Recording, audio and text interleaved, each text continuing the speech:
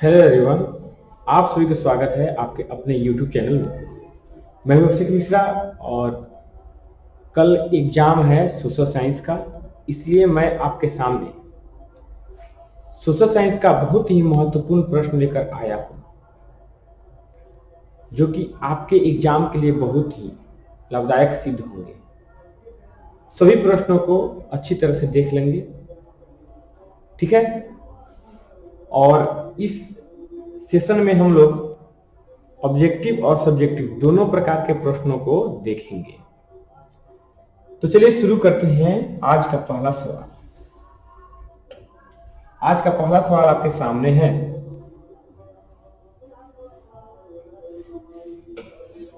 हिंद चीन में बसने वाले फ्रांसीसी कहे जाते थे। हिंद चीन में बसने वाले फ्रांसीसी कहे जाते थे। तो इसका राइट आंसर हो जाएगा ऑप्शन सी, कोलोन। हिंद चीन में जो भी फ्रांसीसी रहते थे उनको कोलोन कहा जाता था। क्या कहा जाता था जी? कोलोन कहा जाता था। अब देखिए अगला सवाल। अगला सवाल आपके सामने है, रॉलेट एक्ट कब पारित हुआ? 2 नंबर सवाल है, रॉलेट एक्ट कब पारित हुआ? तो 1919 में। रॉलेट एक्ट कब पारित हुआ जी? 1919 में। यह बात याद रखेंगे, रॉलेट एक्ट 1919 में पारित हुआ। अगला सवाल 3 नंबर, जालियांवाला बाग हत्याकांड के विरोध में किसने अपनी नाइट की उपाधि त्यागी? ठीक है, जालियांवाला बाग हत्याकांड के विरोध में किसने अपनी नाइट की उपाधि त्यागी? 3 नंबर सवाल है, तो ऑप्शन सी हो जाएगा इसका राइट आंसर। ठीक है, रविंद्रनाथ टैगोर ने। ठीक है, अगला सवाल, जर्मनी के एकीकरण में किसकी भूमिका महत्वपूर्ण थी? तो एक बात याद रखेंगे, इटली के एकीकरण में ठीक है, इटली के एकीकरण में मेजनी, काउंट काउर, गैरीबाल्डी और विक्टर इमैनुअल की महत्वपूर्ण भूमिका थी। तो गैरीबाल्डी, काउंट काउर और मेजनी को हटा देंगे तो बच गया बिस्मार्क। तो 4 का सही उत्तर क्या होगा? B, Bismarck. तो जर्मनी के एकीकरण में बिस्मार्क की महत्वपूर्ण भूमिका थी। अगला सवाल, आर्य समाज की स्थापना किसने की? आर्य समाज की स्थापना किसने की? तो ऑप्शन सी होगा, स्वामी दयानंद सरस्वती। ठीक है, स्वामी दयानंद सरस्वती। अगला सवाल देखिए, अगला सवाल आपके सामने है, देखते जाइए। 6 नंबर, पूर्ण स्वराज की मांग का प्रस्ताव कांग्रेस के किस वार्षिक अधिवेशन में पारित हुआ? पूर्ण स्वराज की मांग का प्रस्ताव कांग्रेस के किस वार्षिक अधिवेशन में पारित हुआ? तो ये हो जाएगा 1929 लाहौर। अगला सवाल 7 नंबर। अगला सवाल है कि भारत में सूती वस्त्र की प्रथम मिल खोली गई, कहां खोली गई? भारत में सूती वस्त्र की प्रथम मिल कहां खोली गई? तो इसका राइट आंसर हो जाएगा बी, बंबई में।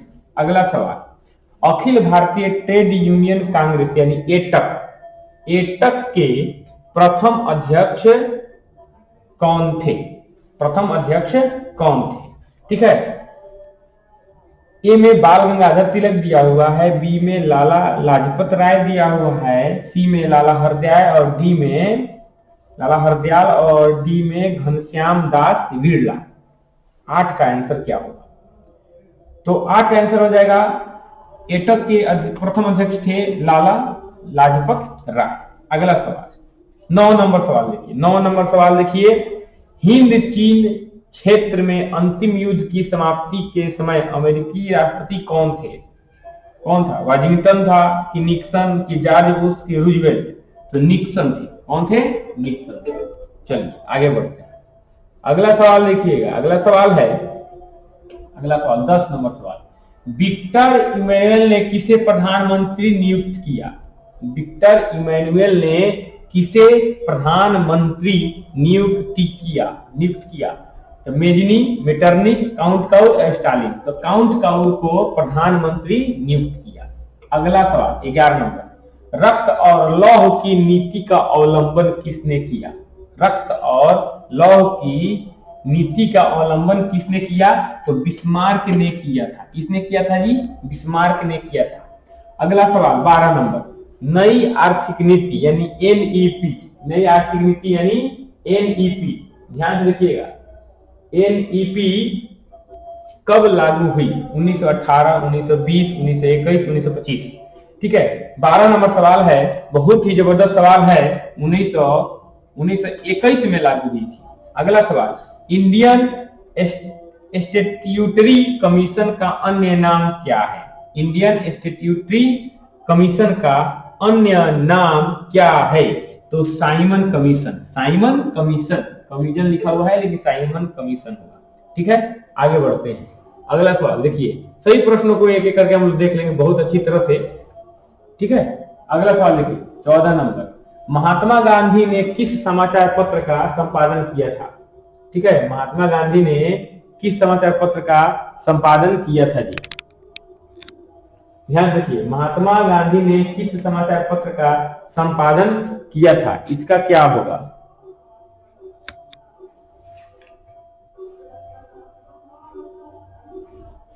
ठीक है, सवाल मैं बोल रहा हूं, 14 नंबर सवाल है, महात्मा गांधी ने किस पत्रिका का संपादन किया था? बोलिए, महात्मा गांधी ने किस समाचार पत्र का संपादन किया था? Commonwealth, young India, Bengali, Bihari?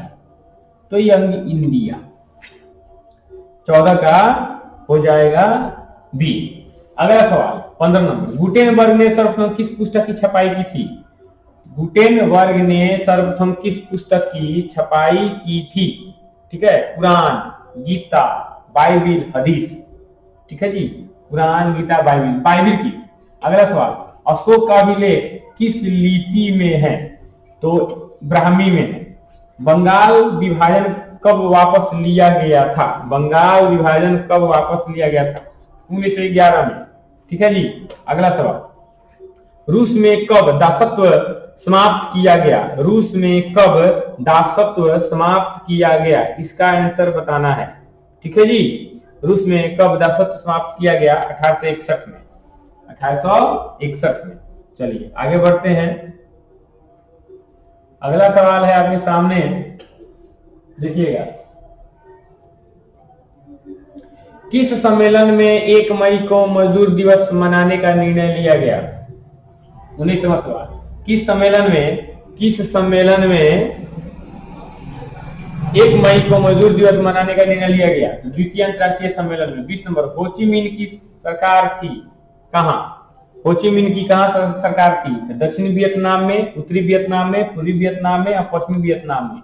20 का राइट आंसर क्या हो जाएगा? उत्तरी वियतनाम में। अगला सवाल, वार एंड पीस किसने लिखी? वार एंड पीस किसने लिखी थी? Karl Marx, Tolstoy, Bernard Shaw और दोस्तोवस्की। टॉलस्टॉय ने लिखी थी। वार एंड पीस की रचना किसने की थी? टॉलस्टॉय ने। अगला सवाल 22 नंबर सवाल देखिए, 22 नंबर सवाल। 22 नंबर सवाल है, सोडियम संघ का विघटन, सोवियत संघ का विघटन कब हुआ था?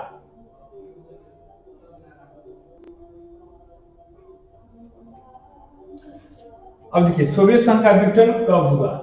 ठीक है, यह सवाल है 1891 में, ऑप्शन ए में दिया हुआ है, बी में ए में 1991, बी में 1992, सी में 1989 और डी में 1990। बताइए, 1991 में सोवियत संघ का विघटन 1991 में हुआ था। अगला सवाल देखिए 23 नंबर, पटना को अजीमाबाद नाम किसने दिया? 23 नंबर सवाल है, पटना को अजीमाबाद नाम किसने दिया था जी? बोलिए, अजीम उस जान ने। अगला सवाल, पाटलिपुत्र नगर की स्थापना किसने की थी? 24 नंबर सवाल है, पाटलिपुत्र नगर की स्थापना किसने की थी? अजातशत्रु ने। अगला सवाल, भारत में राष्ट्रीय आय की गणना किस संस्था द्वारा की जाती है? ए में केंद्रीय सांख्यिकीय संगठन, बी में भारतीय रिजर्व बैंक, सी में राष्ट्रीय प्रतिदर संरक्षण संगठन और डी में इनमें से सभी। तो राष्ट्रीय आय की गणना जो है केंद्रीय सांख्यिकी संगठन द्वारा की जाती है, ये बात याद रखेंगे। केंद्रीय सांख्यिकी संगठन द्वारा की जाती है, ये बात याद रखेंगे। अगला सवाल 26 नंबर, योजना आयोग का गठन कब हुआ? योजना आयोग का गठन कब हुआ? तो 15 मार्च 1950 को, 15 मार्च 1950 को योजना आयोग का गठन किया गया। अगला सवाल 27 नंबर सवाल देखिए, उत्पादन के साधनों उत्पादन के साधनों पर निजी व्यक्तियों का स्वामित्व होता है। किसमें? पूंजीवादी अर्थव्यवस्था में। किसमें जी? पूंजीवादी अर्थव्यवस्था में। चलिए आगे बढ़ते हैं, अगला सवाल देखते जाइए। अगला सवाल आपके सामने है, देखिए, गैस और बिजली उत्पादन किस क्षेत्र के अंग है? गैस और बिजली उत्पादन किस क्षेत्र के अंग का अंग है? किस क्षेत्र का अंग है? तो द्वितीय क्षेत्र। ठीक है। अगला सवाल, बांग्लादेश की मुद्रा क्या है? बांग्लादेश की मुद्रा क्या है? रुपया, टका, क्या, युआन? बांग्लादेश की मुद्रा क्या है जी? बताइए। बांग्लादेश की मुद्रा क्या है? तो टका है। टका है। रुपया तो भारत का है। अगला सवाल, प्रोफेसर मोहम्मद यूनुस का संबंध किस देश से है? प्रोफेसर मोहम्मद यूनुस का संबंध किस देश से है? बांग्लादेश से है। अगला सवाल, प्राथमिक कृषि साख समिति कृषकों को किस प्रकार का ऋण प्रदान करती है? अल्पकालीन, दीर्घकालीन, मध्यकालीन, इनमें से कोई नहीं। बोलिएगा जल्दी से अल्पकालीन। अगला सवाल 32 नंबर, जवाहर रोजगार योजना किस वर्ष प्रारंभ हुआ? जवाहर रोजगार योजना किस वर्ष प्रारंभ हुआ? तो सी हो जाएगा 1989 में। ठीक है, 1989 में। अगला सवाल है 33 नंबर, मनरेगा में एक वर्ष में कितने दिन का रोजगार देने की गारंटी दी जाती है? मनरेगा में एक वर्ष में कितने दिन का रोजगार देने की गारंटी दी जाती है? 100 दिन। अगला सवाल, उपभोक्ता संरक्षण के लिए कितने राज्य आयोग हैं? उपभोक्ता संरक्षण के लिए कितने राज्य आयोग हैं? तो 35। अगला सवाल, प्रोफेसर पीसी महालनोबिस की अध्यक्षता में किस समिति का गठन किया गया? प्रोफेसर पीसी महालनोबिस की अध्यक्षता में किस समिति का गठन किया गया? 35 नंबर सवाल है, तो ये हो जाएगा राष्ट्रीय आय समिति। अगला सवाल, उपभोक्ता व्यय और बचत का योग क्या कहलाता है? उपभोक्ता व्यय और बचत का योग क्या कहलाता है? तो आय कहलाता है। खर्च और बचत मिलाकर आय हो जाता है। ठीक है जी, 36 का हो जाएगा बी। चलिए आगे बढ़ते हैं, अगला सवाल देखिए। अगला सवाल 37 नंबर सवाल देखिए, यहाँ पे आपके सामने है 37 नंबर सवाल।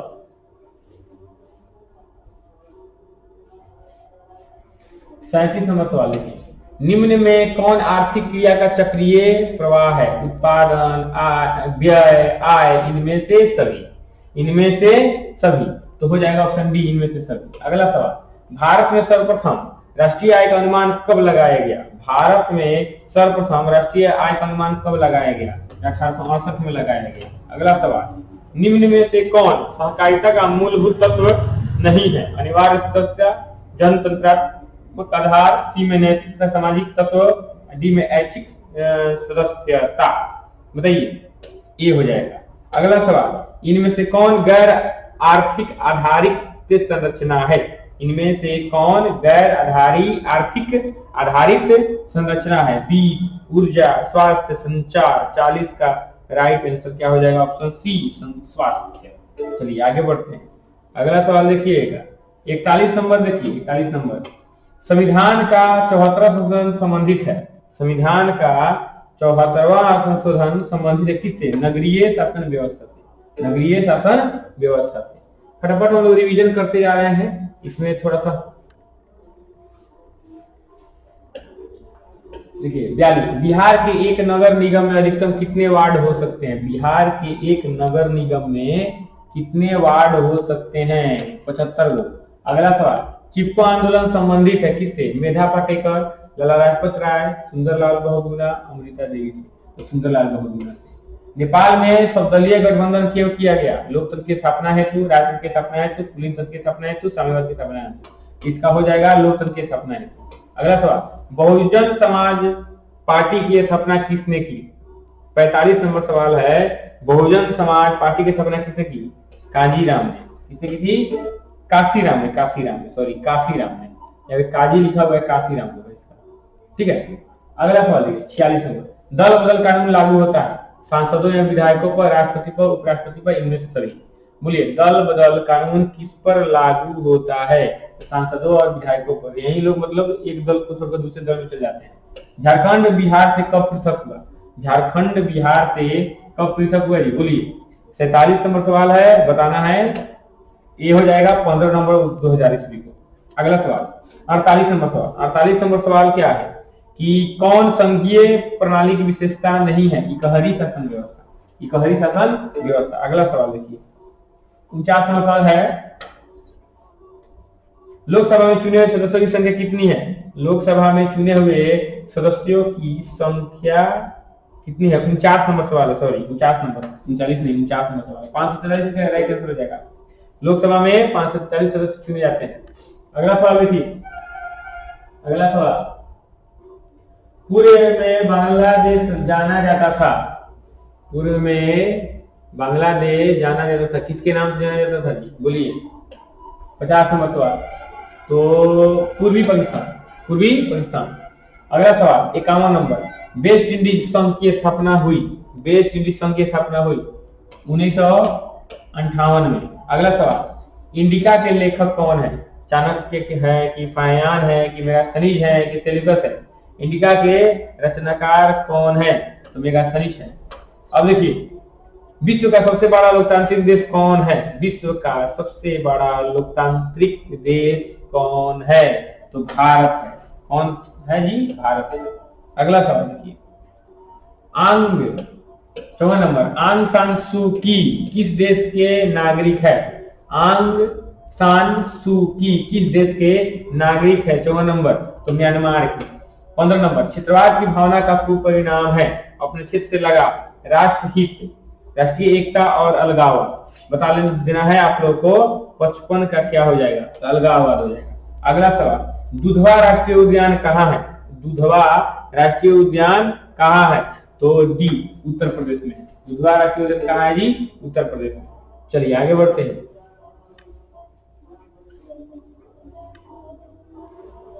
अगला सवाल 57 नंबर सवाल लिखिएगा, भारत की प्रथम राष्ट्रीय जल नीति कब अपनाई गई थी? कितना नंबर सवाल है? 57 नंबर सवाल है, 57 नंबर सवाल है। तो सितंबर 1987 में। अगला सवाल, विश्व में सर्वाधिक वन आवरण वाला देश कौन सा है? विश्व में सर्वाधिक वन आवरण वाला देश कौन सा है? तो रूस है। अगला सवाल, किस मृदा में ह्यूमस की मात्रा नगण्य होती है? किस मृदा में ह्यूमस की मात्रा नगण्य होती है? 59 नंबर सवाल है, बताना है।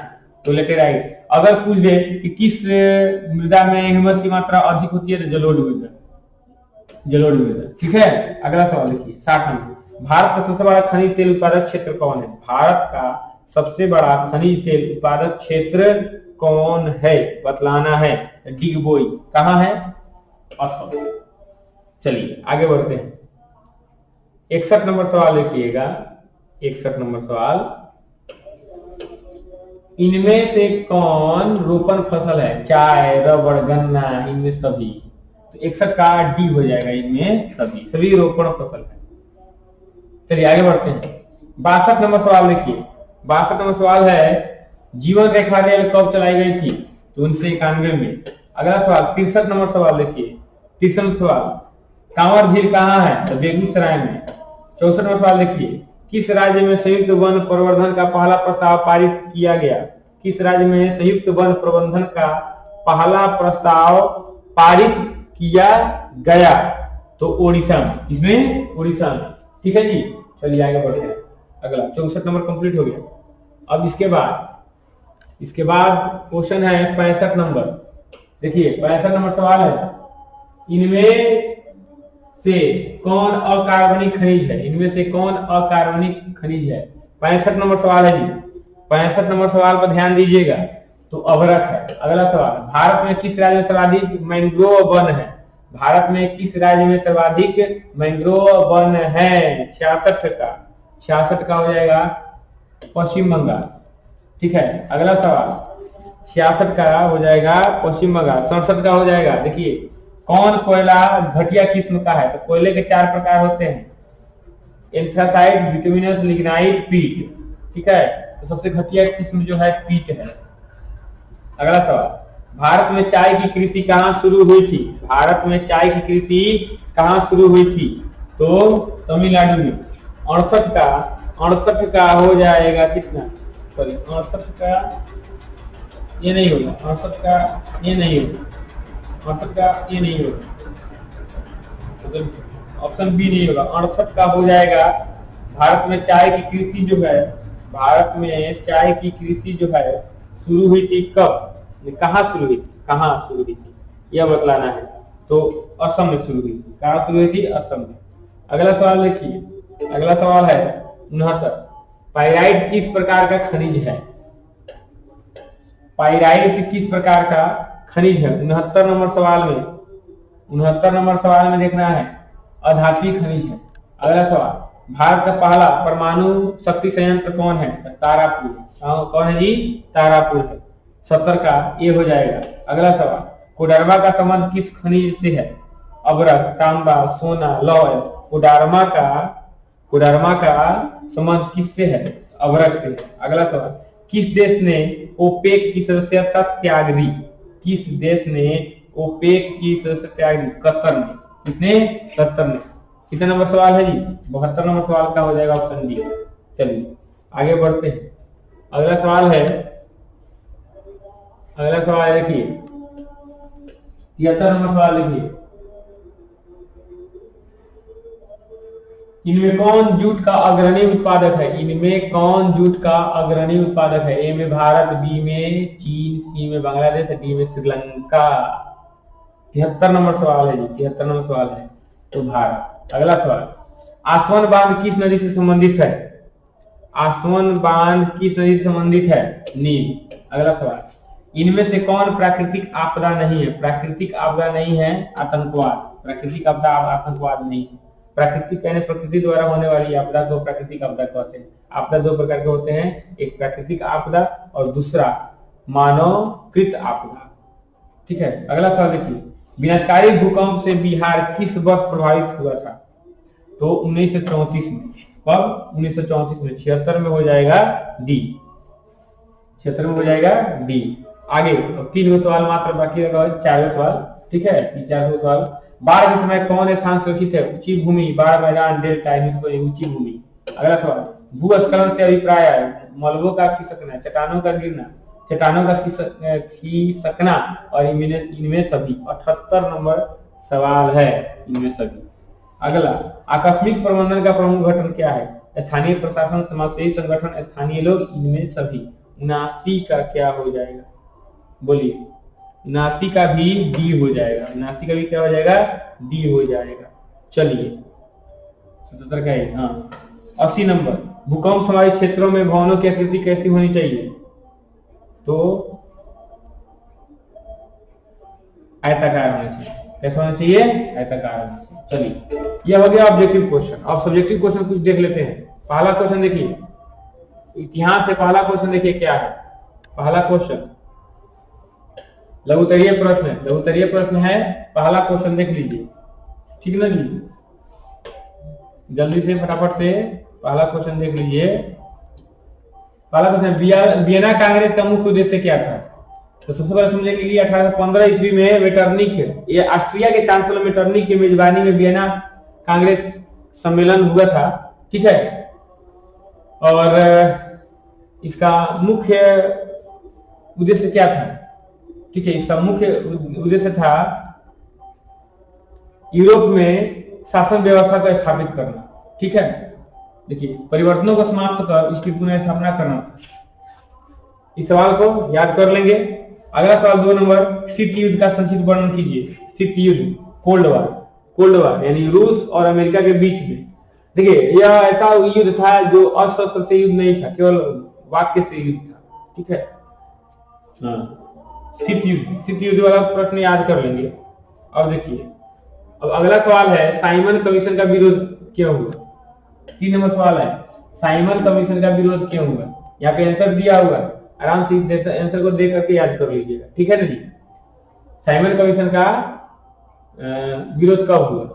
तो एक बात याद रखेंगे, 1927 को साइमन कमीशन बना। ठीक है, जिसमें 7 सदस्यीय आयोग का गठन किया गया, जिसमें एक भी भारतीय नहीं था, इसीलिए विरोध किया गया था।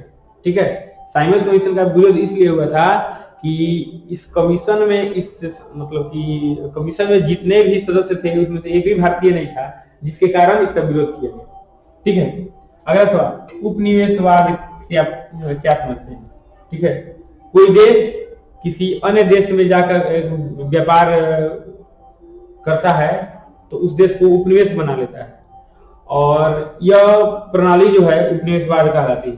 क्या है? राजनीतिक आर्थिक प्रणाली थी जो प्रत्यक्ष रूप से एशिया और अविकसित अफ्रीका तथा दक्षिण अमेरिका में यूरोपीय देशों द्वारा तैयार किया गया। इसका एकमात्र उद्देश्य था इन देशों का आर्थिक शोषण करना।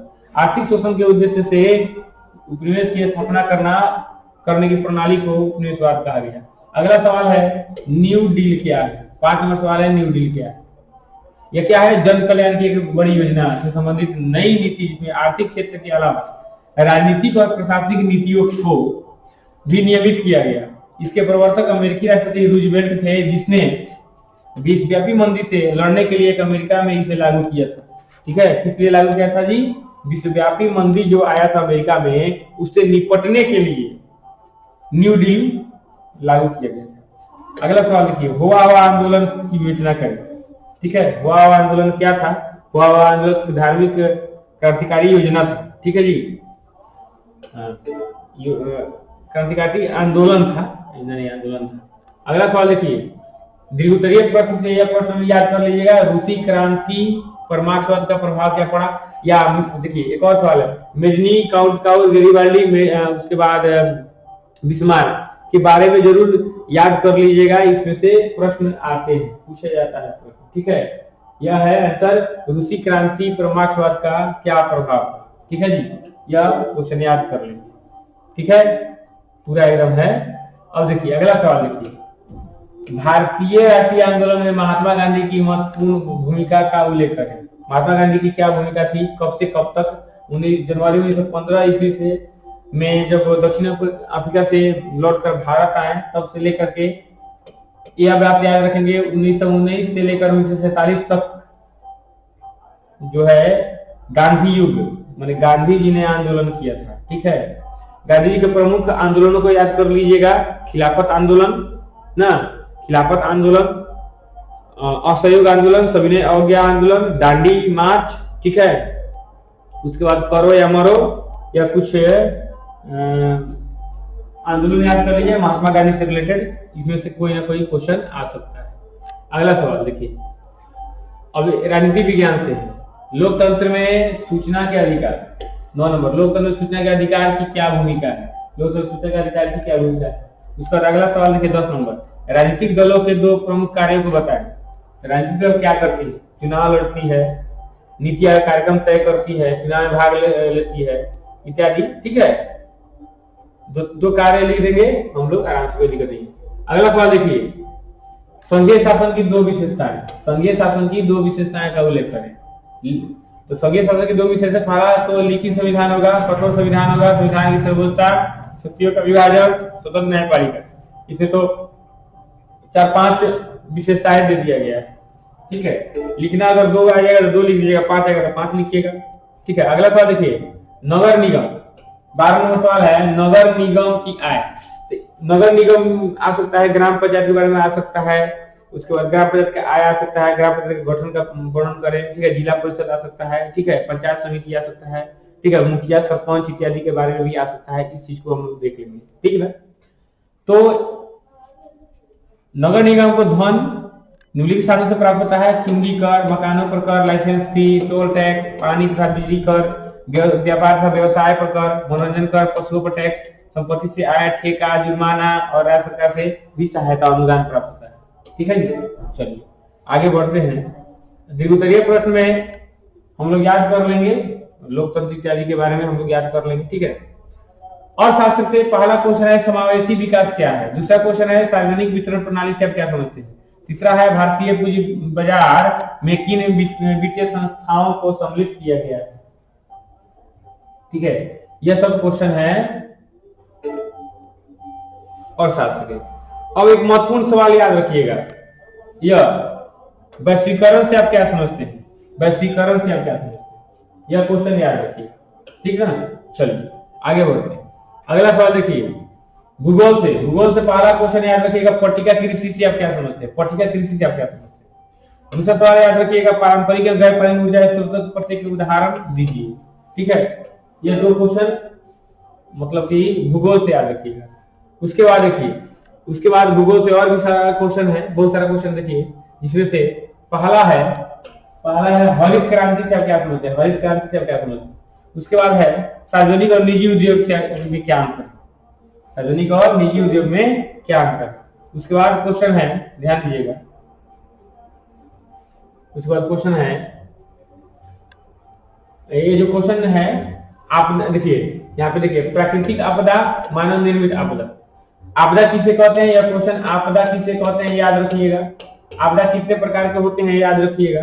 प्राकृतिक आपदा जैसे भूकंप, बाढ़, सूखा, सुनामी इत्यादि जो है, चक्रवात, भूस्खलन जो है, यह सब प्राकृतिक आपदा के रूप में होता है। मानव निर्मित आपदा में सड़क दुर्घटना, रेल दुर्घटना, आग लगना, आतंकवाद, युद्ध, एक देश से दूसरे देश में युद्ध, यह सब मानव निर्मित आपदा है। अगला सवाल है 30 नंबर सवाल, देखिए 30 नंबर सवाल है, बाढ़ से होने वाले किन्हीं दो क्षतियों का उल्लेख करें। बाढ़ से क्या क्या क्षति होता है इसको लिख दीजिए। तो बाढ़ के दौरान मवेशी, पशु, जानवर इत्यादि बह जाते हैं, मर जाते हैं ना, घर इत्यादि बह जाते हैं, ठीक है, धन जल की क्षति होती है, माल जल की क्षति होती है। अगला, सुनामी के बचाव के दो उपायों का उल्लेख करें। सुनामी से बचने के लिए क्या करना चाहिए, ठीक है। उसके बाद देखिए, यह क्वेश्चन याद रखना बच्चों, यह क्वेश्चन याद रखना 32, यहाँ पे क्वेश्चन है, हेम रेडियो क्या है, हेम रेडियो, इमेच्योर के नाम से भी जाना जाता है इसको, ठीक है। हेम रेडियो क्या है, हेम रेडियो का उपयोग किस लिए किया जाता है, यह याद रखेंगे, ठीक है ना। चलिए तो इतना प्रश्न आप लोग याद कर लीजिएगा, ठीक ना। फिर हम लोग मिलेंगे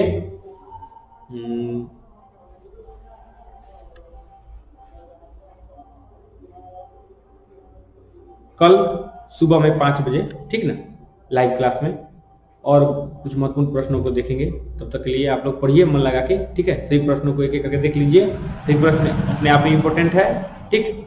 चलिए, थैंक यू फॉर वॉचिंग, जय हिंद।